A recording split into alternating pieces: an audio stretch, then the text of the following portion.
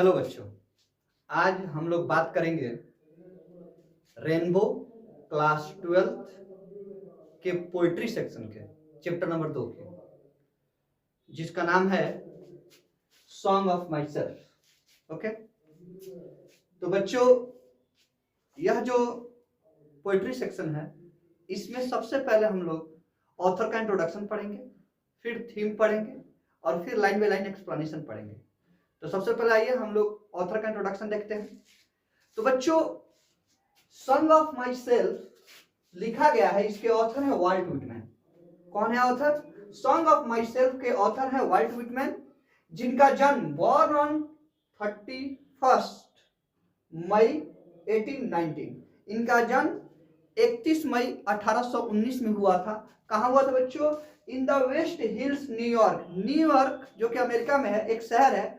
उस शहर न्यूयॉर्क के वेस्ट हिल्स, उस शहर में एक हिस्सा है, एक भाग है जिसको वेस्ट हिल्स के नाम से जानते हैं। उस शहर न्यूयॉर्क के वेस्ट हिल वाले एरिया में उनका जन्म हुआ था। तो बच्चों सॉन्ग ऑफ माई सेल्फ के ऑथर हैं वाल्ट व्हिटमैन, जिनका जन्म 1819 में 31 मई को अमेरिका के न्यूयॉर्क शहर के वेस्ट हिल में हुआ था। डाइड ऑन 26 मार्च 1892, और इनकी मृत्यु 26 मार्च 1892 ईस्वी को हो गई थी। इनके पेरेंट्स का नाम वाल्टर व्हिटमैन, यानी इनके पिताजी का नाम वाल्टर व्हिटमैन था, और मम्मी का नाम लुइसा वान वेल्सर व्हिटमैन था। यानी इनके पिताजी का नाम था वाल्टर व्हिटमैन और मम्मी का नाम था लुइसा वान वेल्सर व्हिटमैन। और इनको क्या कहा जाता था अमेरिका में? अमेरिका में इनको पीपल पोएट्स के नाम से जाना जाता है बच्चों। अमेरिका में इनको पीपल्स पोएट यानी जन कवि के नाम से जाना जाता है। जन कवि कौन होता है? जो जनता के बारे में, जन जन के बारे में, एक एक आदमी के बारे में लिखे, उसकी भावनाओं को लिखे, उसकी दिक्कतों को लिखे, उसे जन कवि कहते हैं बच्चों। और ये अमेरिका के जन कवि के नाम से मशहूर हुए। तो सोचिए, इन्होंने अमेरिका के दुख दर्द और हर एक आदमी के स्वभाव, दर्द, दुख, उनकी सोच को अपनी कविता के माध्यम से क्या किया? दुनिया के सामने लाया। इसलिए इनको अमेरिका के नॉन एज पीपल्स पोएट, इनको अमेरिका के जन कवि के नाम से भी जाना जाता है बच्चों। अब इनके पिताजी क्या करते थे बच्चों? इनके पिताजी करते थे, वाल्टर व्हिटमैन एक कारपेंटर थे, एक बढ़ई थे बच्चों। यानी वाल्टर व्हिटमैन क्या थे? एक बढ़ई थे। बढ़ई, आप कारपेंटर बढ़ई तो जानते होंगे, वही थे। अब बताइए आज के दौर में देखिए, अगर मेरे पिताजी का किराना का दुकान है तो क्या होता है? मैं वहां जाकर बैठता हूँ, नहीं बैठता हूँ? वहां पे मैं किराने की दुकान पे काम करता हूँ अपने पिताजी के साथ। अगर मेरे पिताजी का, अगर मान लीजिए कि कारपेंटरी शॉप हो, वो कारपेंटर है, वो बढ़ेंगे, तो हम क्या करेंगे? उनके साथ जाएंगे, कारपेंटरी का काम करेंगे। आज भी होता है, उस समय भी होता था बच्चों। हमारे जो राइटर है वाल्टर व्हिटमैन, वह अपने पिताजी, जो उनके पिताजी कारपेंटर थे, उनके साथ जाकर कारपेंटरी किया करते थे, बढ़ई का काम किया करते थे। कब तक किए? Work as a carpenter before his 12th birthday, अपनी 12वीं बर्थडे से पहले तक, यानी जब तक उनकी उम्र 12 साल तक नहीं हो गई तब तक उन्होंने कारपेंटर के तौर पर, बढ़ई के तौर पर काम किया अपने पिताजी के साथ। इनकी नेशनलिटी का मतलब किस देश के थे? तो अमेरिकन है, या अमेरिका से थे बच्चों। Work as a printer, teacher, editor, यानी इन्होंने प्रिंटर के तौर पर भी काम किया। यानी किसी न्यूज़पेपर में प्रिंटर होते हैं जो कि छपाई का काम करते हैं न्यूज़पेपर को, तो वैसे इन्होंने प्रिंटर का भी काम किया। टीचर, आप तो टीचर समझते होंगे बेसिकली, ओके, क्योंकि आपको भी एक टीचर ही पढ़ा रहा है, यानी इन्होंने शिक्षा देने का भी काम किया। एडिटर का मतलब होता है बच्चों कि आप जैसे कोई न्यूज पेपर में कोई ला कर देता है कि फलानी जगह ये घटना हो गई है, तो उसको वो अपनी तरफ से लिख के देता है कि फलानी जगह ऐसे ऐसे घटना हुई है, ये मेंशन करके सारा वो ब्यौरा देता है। लेकिन जो एडिटर होता है वो उसमें से छांटता है कि कितना न्यूज दिखाना है, इसका सिलेक्शन करता है कि इसमें से कौन सी चीजें रहनी चाहिए, कौन सी चीजें काट देनी चाहिए, या पूरा जैसा न्यूज वो लोग भेजे हैं वैसा ही न्यूज छाप दिया जाए। यानी एडिटर का काम है न्यूज को परखना कि कितना इसमें से काट दिया जाए, कौन हिस्सा अनवांटेड है उसको काट काटा देता है। तो उन्होंने एडिटर का भी काम किया। And was volunteer nurse during the civil war, यानी सिविल वार सबसे पहले समझिए सिविल वार क्या होता है। जब एक अपने ही देश में जो देश की जनता है आपस में लड़ जाए, दूसरे देश से उसमें कोई रोल नहीं है, दूसरा देश से नहीं लड़ना है। सिविल वार का मतलब होता है कि अपना देश है, अपने ही लोग है, देश के ही लोग और आपस में लड़ रहे हैं, राइट, इसको सिविल वार कहते हैं। और अमेरिका में गोरे कालों का काफी दिनों का लड़ाई है, और वहां पे दोनों वहां के ही नागरिक हैं, गोरे भी वहीं के नागरिक हैं, काले भी वहीं के नागरिक हैं। और व्हाइट एंड ब्लैक में क्या होता है, बार बार झगड़ा होते रहता है। अभी रिसेंट में भी हुआ था, आपने देखा जॉर्ज फ्लॉयड वाला। तो कहने का मतलब वहां एक कहीं ना कहीं सिविल वॉर का मतलब आप समझ गए होंगे कि किसी देश की जनता अपने आप में अगर झगड़ जाती है, अपने ही लोगों से झगड़ जाती है, तो इसको सिविल वॉर कहते हैं। तो अमेरिका में जब सिविल वॉर हुआ था तो उस समय ये वॉलेंटियर नर्स का काम करते थे। तो जब वार होगा, सिविल वार होगा, जब लोग लोग से लड़ेंगे एक ही देश के, तो उसमें कोई ना कोई घायल होगा, तो उसको उपचार की जरूरत होगी। तो वॉलेंटियर करते तो अपनी इच्छा से जाकर, कोई पैसा वैसा आपको नहीं मिलेगा, ठीक है ना। वॉलेंटियर का मतलब होता है जिसमें आपको पैसा नहीं मिलेगा, अपनी इच्छा से जाइए और सेवा दीजिए, ओके, पैसा नहीं मिलेगा। तो वॉलेंटियर नर्स का काम किया था, यानी जो भी सिविल वार के दौरान घायल होता था उसको ये उपचार देने का काम करते थे अपनी स्वेच्छा से। इसके लिए उनको कोई पैसा नहीं मिला था, इसलिए volunteer nurse during the civil war. तो बच्चों, वाल्ट व्हिटमैन के जितने भी पोएम थे उनको एक जगह लाकर संग्रहित करके, एक जगह कलेक्ट करके उनको एक किताब के अंतर्गत छपवाया गया। देखिए, विट्समैन poetry all of which is collected in leaves of grass, यानी विटमैन के जितने भी पोएम थे, जितनी भी पोएट्री थी, सबको एक जगह लाके एकत्रित करके एक बुक के अंदर छपवाया गया। और जिस बुक के अंतर्गत उसको छपवाया गया उसका नाम था लीव्स ऑफ ग्रास। यानी बच्चों, इनकी सारे पोएम को एक जगह लाकर एक बुक के अंदर छपवाया गया जिसका नाम था leaves of grass. Leaves of grass को पहली बार बच्चों 1855 में छपवाया गया था। पहली बार 1855 में छपवाया गया था। और यह छापने के लिए जो पब्लिशर आया था उसको पैसा खुद वाल्ट व्हिटमैन अपने जेब से दिए थे।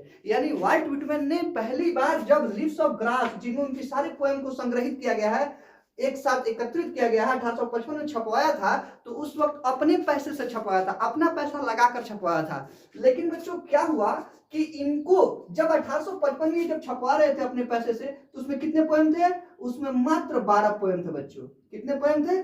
12 पोएम। यानी आप कह सकते हैं कि वाल्ट व्हिटमैन ने 1855 में अपने खर्चा पर पब्लिशर को बुलाकर अपने सारे पोएम, उसमें 12 पोएम उनके पास होंगे, 12 पोएम को एक बुक के अंदर छपवाया जिसका नाम दिया लीव्स ऑफ ग्रास। यानी पहली बार जब लीव्स ऑफ ग्रास छपा, वाल्ट व्हिटमैन की पोएट्री छपी, तो उसमें 12 पोएम थे 1855 में, और उनके खर्च पर छापा गया था। जब लोगों तक ये पोएट्री पहुंची और लोगों ने इसको पढ़ा, तो लोगों ने इसकी मीनिंग उल्टा सीधा निकाल लिया, काफी गलत मीनिंग निकाल लिया, और जिसको आपके बुक में लिखा है ऑब्सिन, यानी काफी गंदा मीनिंग है। इसका मतलब क्या? गंदा, काफी गंदा मीनिंग निकाल लिया। और जिसकी वजह से क्या हुआ कि इनको लोग समझे कि ये अच्छा नहीं लिख रहा, ये काफी उल्टी सीधी बातें लिख रहा है, गंदा बातें लिख रहा है। इसलिए इस वजह से इनका जो व्यू बना लोगों के बीच में, इनका जो व्यू बना वो गंदा टाइप का बन गया, और इसकी वजह से इनको अपनी जॉब खोनी पड़ी। जहां जॉब करते थे वहां के लोग, वहां के मालिक को भी इनके व्यू अच्छे नहीं लगे, इनके बारे में उल्टा सीधा सोच लिया, और इनको अपनी जॉब से हाथ धोनी पड़ी। लॉस्ट हिज जॉब, इन्होंने अपना जॉब खो दिया बच्चों। ओके, अब क्या हुआ, धीरे धीरे समय बीतता गया। 1881 में एक पब्लिशर अपने आप आया और उन्होंने खुद से कहा कि मैं आपका पोएम छापना चाहता हूं। अब वो खुद से कहे कि मैं आपका पोएम छापना चाहता हूं, और फिर से इनके पोएम को, सारे पोएम को एक जगह लाकर छपाई की गई। जो कि पब्लिशर आया था अपने आप से, वो छपा, इस समय इन्होंने अपना पैसा नहीं दिया। 1881 में एक पब्लिशर आता है जो इनके पोएम को पुनः से छापने का रिक्वेस्ट करता है, और ये कहते हैं ठीक है आप छाप दीजिए। और वह क्या करता है कि इसको छाप देता है अनसेंसर्ड। जब छापता है तो वह अनसेंसर्ड है। अनसेंसर्ड का मतलब होता है बच्चों कि जैसा पोएम है, जैसा लिखा गया है, उसमें से एक लाइन, एक वर्ड भी नहीं काटा गया है। यानी अनसेंसर्ड का मतलब होता है कि आप जैसा लिख के दिए हैं, राइटर जैसा लिख के दिया, उसमें से एक भी लाइन उसने हटाया नहीं, उसमें कुछ भी काट पीट नहीं किया, बल्कि जैसा मिला था वैसा छाप दिया। तो 1881 में एक पब्लिशर ने आकर वाल्ट व्हिटमैन से कहा कि मैं आपकी कविता को छापना चाहता हूं, और जब वो छापा तो अनसेंसर्ड रूप में छापा, यानी उनकी कविताओं में से कोई भी एक लाइन हटाया नहीं, कोई भी वर्ड्स, कोई भी लेटर को हटाया नहीं, अनसेंसर्ड तरीके से छाप दिया, यानी बिना काटे छाटे छाप दिया। फिर क्या हुआ कि जब इसका ट्रांसलेशन यूरोपियन भाषाओं में हुई, तो यूरोप के लोगों ने लगातार इसको खरीद कर पढ़ना चालू किया, और काफी अच्छा रिस्पांस इनको यूरोप से मिला। यानी यूरोप के लोगों को इनकी कविताएं बहुत अच्छी पसंद आई। लेकिन उस समय भी अमेरिका में इनकी कविताएं नहीं चल रही थी बच्चों। साफ तौर पर समझिए, जब 1881 में इनकी कविताएं छपी, ओके, उस समय भी जब कविताएं छपी तो बुक का नाम लिव्स ऑफ ग्रास ही था। ओके, उसी के अंतर्गत इनकी सारी कविताएं छपी। लेकिन उस समय जब इसको यूरोपियन भाषा में ट्रांसलेट किया गया, इनकी बुक को लिव्स ऑफ ग्रास के अंतर्गत इनके जितने पोएम थे उसको यूरोपियन भाषा में ट्रांसलेट किया गया, तो यूरोप के लोगों ने हाथों हाथ खरीद लिया और उसको खूब मन लगा के पढ़ा, और वहां से यूरोपियन लोगों से, यूरोप के कंट्री से काफी अच्छा रिस्पॉन्स इनको मिला। लेकिन उस समय भी अमेरिका के लोग इनको पसंद नहीं कर रहे थे, इनकी लेखनी को, इनकी जो भी पोएम है उसको पसंद नहीं कर रहे थे, वो पढ़ के अच्छा महसूस नहीं कर रहे थे। उस समय भी वहां से अच्छा रिस्पांस नहीं आया, अमेरिकन लोग इसको उस समय भी अच्छा महसूस नहीं कर पा रहे थे, इसको पढ़कर अच्छा फील नहीं कर पाए थे, अमेरिका में बिक नहीं रहा था उतना। फिर क्या हुआ, अमेरिका में इनको कब प्रसिद्धि मिली बच्चों? अमेरिका में जब ये मर गया ना, तब लोगों ने इनके काम को समझा। जब ये मर गए, होता यही है दुनिया में, जब तक तुम जियोगे तुमको कोई नाम नहीं मिलेगा, तुम्हारे काम का कोई श्रेय नहीं मिलने वाला। लेकिन जब ये मर गए ना बच्चों, तो मरने के बाद इनके काम का श्रेय इनको मिला। अमेरिका के लोग इनके मरने के बाद इनके काम को पहचाने कि ये बहुत अच्छा लिखते थे, इनके लिखने में दम था और काफी अच्छा लिखते थे, अमेरिका की बातों को लिखते थे, अमेरिका के जन यानी जो भी लोग हैं उनकी भावनाओं को लेकर ये लिखते थे। ओके, मरने के बाद लोगों को, अमेरिका के लोगों को पता चला, और मरने के बाद इन्होंने अमेरिका में सम्मान पाया, अमेरिका के लोगों के दिलों में जगह पाई मरने के बाद बच्चों। अब लास्ट टाइम जब लिव्स ऑफ ग्रास छापी गई वो था 1892, last edition Leaves of Grass, जिसमें कि उनकी सारी पोएम थी, उसको जब छापी गई तो वो सन था 1892, और उस समय इसमें कितने पोएम थे? 400 पोएम थे बच्चों। यानी last edition Leaves of Grass की, इनकी पोएट्री की 1892 में आई, और उस समय 400 पोएम थे उसमें। ओके, तो ये इनकी पूरी रचना, और इनकी मेन रचना लिव्स ऑफ ग्रास ही रही, जिनमें इनके सारे पोएम को एक जगह लाके रख दिया गया। इनकी थोड़ी पोएट्री की बात करते हैं। इनकी पोएट्री कैसी रही? Free rhyme, free rhythms and lack of rhymes. यानी ये जब भी पोएम लिखते थे तो उसमें किसी प्रकार का रिदम नहीं लगाते थे, फ्री ऑफ रिदम रहता था। यानी रिदम से कोई लेना देना नहीं था कि लास्ट वाला मिल रहा है कि नहीं, राइम मिल रहा है कि नहीं, जिस तरह गाने में लास्ट वाला मिलता है उस तरह का नहीं कि राइम मिलना ही चाहिए, रिदम मिलना ही चाहिए, अगला लाइन पिछले लाइन से मिलना ही चाहिए, ऐसा कुछ नहीं, लास्ट वाला एकदम मिलना ही चाहिए, ऐसा इनकी कविता में नहीं है। इन्होंने फ्री रिदम्स यानी रिदम को छोड़ दिया, यानी रिदम और राइम्स को मिलाना छोड़ दिया। बस इस पर गौर किया कि हम जो बातें लिखना चाहते हैं वो बातें इस कविता में मेरी लाइन में आ रही है कि नहीं, भले अगली लाइन पिछली लाइन मिले ना मिले, लास्ट वाला मिले ना मिले, एक जैसा साउंड दे ना दे, एक जैसा साउंड लास्ट वाला चीजें दे ना दे, उससे मतलब इनको नहीं था। ये फ्री रिदम में आ गए थे, यानी रिदम नहीं मैच कर रहे थे, ना राइम मैच कर रहे थे। ठीक है, इन्होंने जो भी कविता लिखी उसमें बस ये गौर किया कि हम जो बातें कहना चाहते हैं वो बातें इसमें आ रही हैं कि नहीं। इन्होंने जो भी कविताएं लिखी उसका एक प्रकार था इंडिविजुअलिस्टिक। इनकी कितनी भी कविताएं हैं उन कविताओं में आई का प्रयोग ज्यादा है। आई यानी मैं, बार बार ये मैं बोलते हैं। मैं का मतलब समझते हैं आप लोग? मैं का मतलब हो गया बच्चों कि आप सिर्फ अपने बारे में कहते हैं, यानी जब भी मैं यूज किया जाता है, आई यूज किया जाता है, तो इसको इंडिविजुअलिस्टिक कहते हैं, क्योंकि ये एक इंडिविजुअल को दिखाता है, एक अकेले को दिखाता है, ये अपने आप को ज्यादा दिखा देते हैं। इसलिए इनकी कविताओं को बोला जाता था इंडिविजुअलिस्टिक पोएम, यानी इनकी कविताओं में इंडिविजुअलिज्म देखने को मिलता था। ठीक है, व्यक्तिगत रूप से सिर्फ अकेले अपने को दिखाने का बोध होता था, ये अपने ऊपर ही ज्यादा कविता लिखते थे, आई कह के ज्यादा कविता को संबोधित करते थे, इसलिए इनकी कविताओं को बोला जाता है इंडिविजुअलिस्टिक, यानी इनकी कविता इंडिविजुअलिस्टिक टाइप हुआ करती थी। ओके बच्चों, ये है इनकी टोटल कविताएं।